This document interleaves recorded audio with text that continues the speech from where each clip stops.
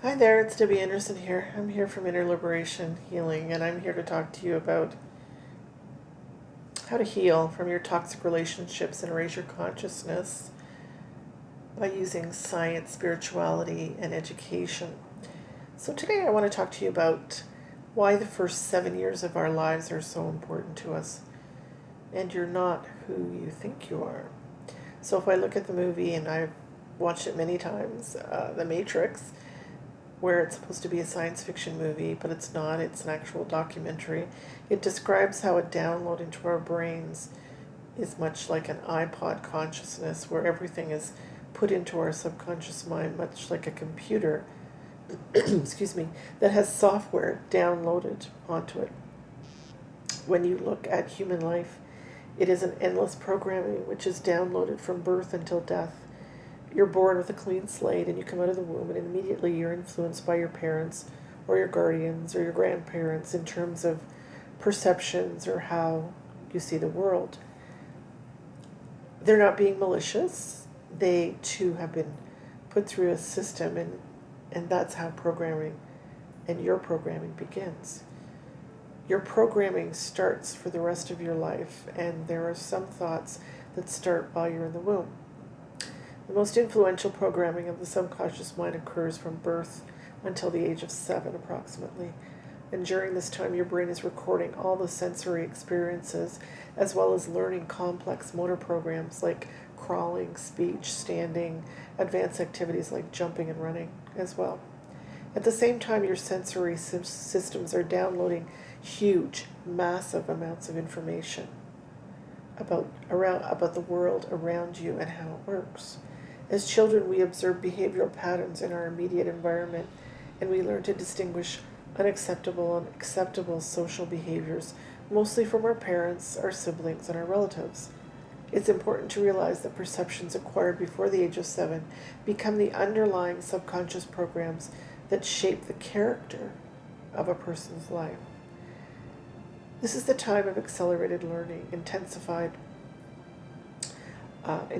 our subconscious mind's ability to download massive amounts of information. If we look at brain waves in children and adults, we can see from an EEG reading that from adult brains, neural electrical activity is connected with different states of awareness. An adult EEG reading shows that the human brain operates on 5 different levels, frequency levels, that each are associated with a different brain state. And these states are delta, theta, alpha, gamma, and beta. Each EEG vibration continuously shifts from state to state over a whole range of frequencies during a normal brain processing in adults. However, brain frequencies in developing children display radically different behavior. EEG vibration rates and their corresponding states evolve in incremental stages over time. The predominant brain activity during a child's first 2 years of life is called delta. So from the age of 0 to 2, they are in delta brain waves, which is the lowest brain level. Between age 2 and 7 years of age, the child's brain activity ramps up and operates primarily in the range of theta. And while in the theta state, children spend much of their time mixing the real world with their imaginary world. The predominant delta and theta activity expressed by children under age 7 means that their brains are operating at levels below consciousness. Delta and theta brain frequencies define a brain state known as hypnagogic state, and this is the same neural state that hypnotherapists use to directly download new behaviors into subconscious minds of their clients.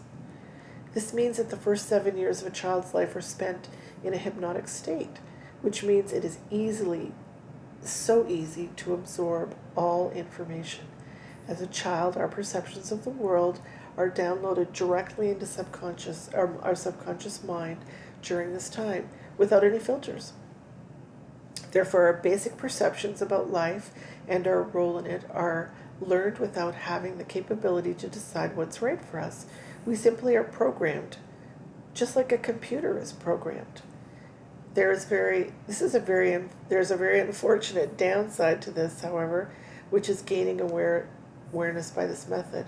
The result is so profound that it not only impacts the life of the person, it can also alter an entire civilization.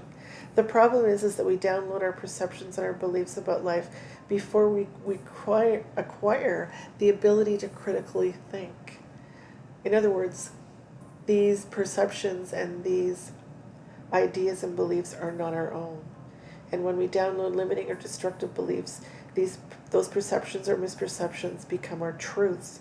If our program is one of misperception, our subconscious mind will dutifully generate behaviors that are consistent with those programmed truths. By now you might be thinking, I'm so relieved that I'm not a victim of genetics.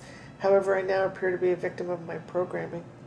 What chance does this little bitty 40-bit conscious processor, our conscious mind, have against the subconscious mega computer of the negative limiting beliefs? Where's the good news? The good news is whatever has been programmed into our subconscious mind can be released and reprogrammed.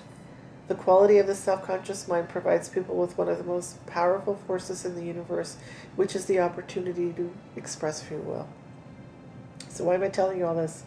Well, the first thing is to make you aware that a lot of our beliefs are not even our own. And these beliefs, some good, some not so good, were from our parents, our guardians, our grandparents, relatives, teachers, and others. They were not trying to harm us, or due to our brainwave state in our younger years, we had their information downloaded for the first 7 years of our lives so easily by simply watching and listening what was happening around us. We continue to have this information passed along to us as our brainwaves changed as we got older, but we no longer absorb the information via massive download. Knowing this might shed some light as to why we attract narcissists to us and why we stay in these abusive relationships. Most of us have beliefs that tell us we are not good enough, we're not worthy, or we're not lovable on a subconscious level. These are just a few of the limiting beliefs that we might have. These are all on a subconscious level, for example. And then we attract to us the exact situation that provides evidence that this is so. Our subconscious minds are really running the show, even if our conscious minds are saying otherwise. Our subconscious programming has huge influence on who we are and how we perceive the world. If this programming contains beliefs that are negative, we will no doubt have this reality. We may not even be aware we have many of our beliefs, and I didn't know the limiting beliefs I had until I did some work on myself and healed from the effects of living with a malignant narcissist for 14 years and then having to deal with what I would describe as pure evil for another 10 years. Is this because of childhood beliefs? Is this because of our upbringing? We can start by looking at our own situation at home, and if you're reading this, there's a high probability that you're in a toxic relationship and perhaps with a narcissist. The good news is you can actually heal from this toxicity. You can start by reading here, all about narcissism, talk to someone you trust about it, or even drop me a DM. And next, read the steps on how I got out of my narcissistic relationship safely here. Have a look at my free book on how to heal from toxic relationships with the 8 steps here that's on my website. There's actually a way to heal completely from your narcissistic relationship, and this will actually change your life. It was with the most important bonus of what? Raising your vibration, your frequency. This is the best thing that you can do for yourself and your fellow human beings and the planet. I can help you if you find you're at this place where you're ready to heal, or if you just want to talk to me or shoot me a question. I'll be happy to answer you. You and the rest of the planet need you to heal, and please reach out to me. I'm here to help you. As always, I only wish you the best on your healing journey. If you'd like to leave me a comment, please feel free to do so. You can find me on Facebook, Instagram, or YouTube. There are links provided below or on my website. Please take care of yourselves and know that you can heal. I did, and you can too. I could show you how.